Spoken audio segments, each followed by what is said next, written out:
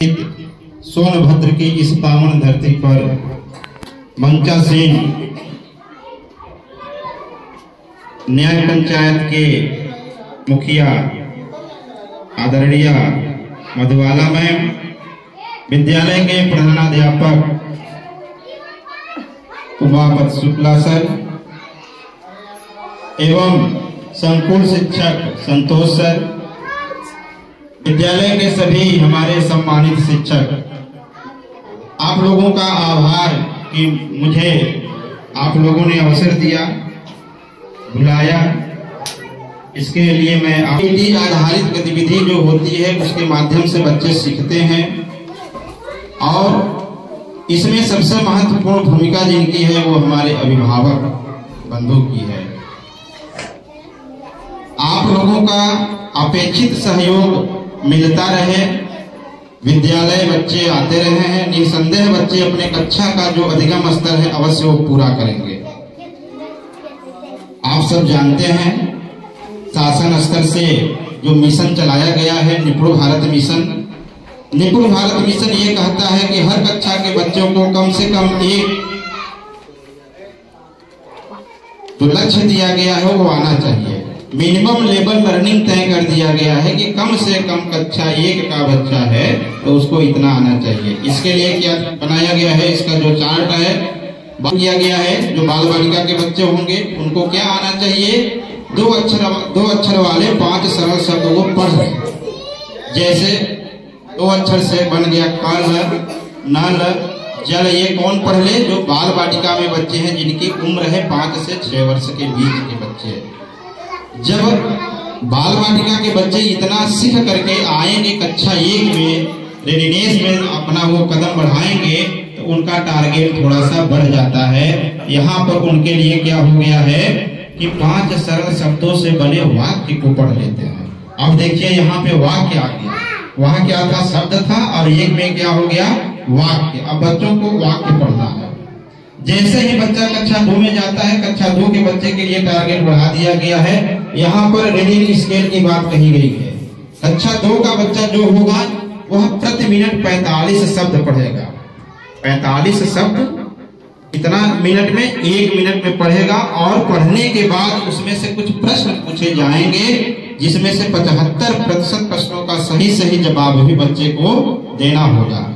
इस तरह से कक्षा 3 के बच्चों का भी लक्ष्य तय किया गया है, 60 शब्द प्रति मिनट के प्रवाह से पढ़ ले और पढ़े गए अनुच्छेद में से 75% प्रश्नों का सही हल कर ले।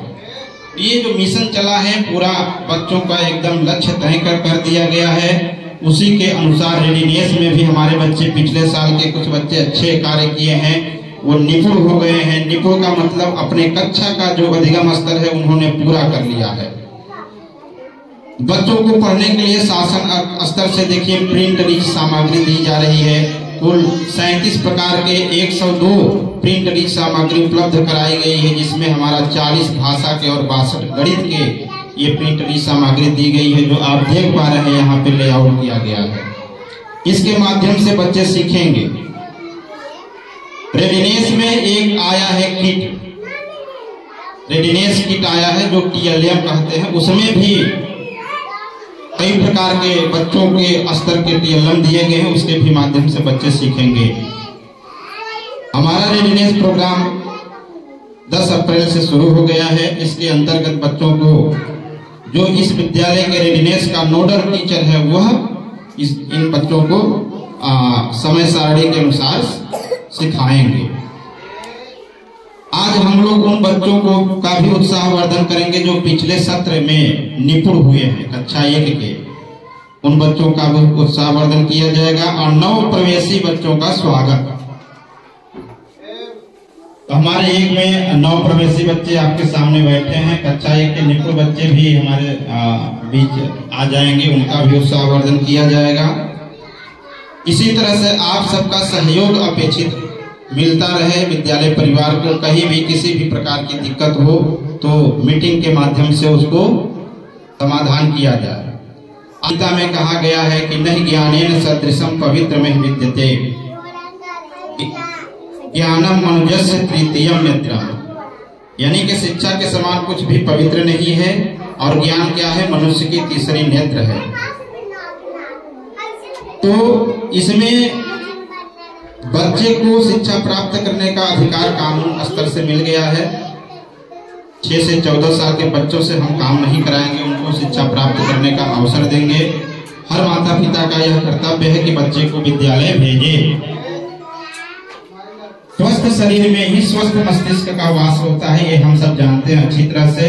और 6 साल की उम्र तक बच्चे का 80% विकास हो जाता है, मानसिक विकास। यानी कि बच्चा 6 साल होते होते अपने मस्तिष्क का कितना वो विकास कर लेता है? 80% वो विकसित हो जाता है। इसीलिए ये प्रोग्राम लाया गया है कि छोटे उम्र के जो बच्चे हैं वो जल्दी सीख जाते हैं, उनको ये चीज सिखाया जाए। और इस उम्र में जो मिस कर जाता है तो फिर उनके लिए बड़ा दिक्कत होता है आगे चल करके। कहते हैं कि बच्चा कमजोर है, क्योंकि जो समय है, जो बाल मनोवैज्ञानिक तय किए हैं, उसके अनुसार हम लोग समय पर यदि नहीं करेंगे काम तो पीछे छूट जाएंगे, तब फिर दौड़ लगानी पड़ेगी, वो थोड़ा सा टफ हो जाता है। हमारा शारीरिक विकास होगा, शिक्षा का जो हमारा उद्देश्य है, शारीरिक विकास के बाद मानसिक विकास होगा। इसके बाद धीरे धीरे बच्चा अगले कक्षा में जाएगा और अपने कक्षा का जो अधिगम स्तर है वो पूरा करेगा।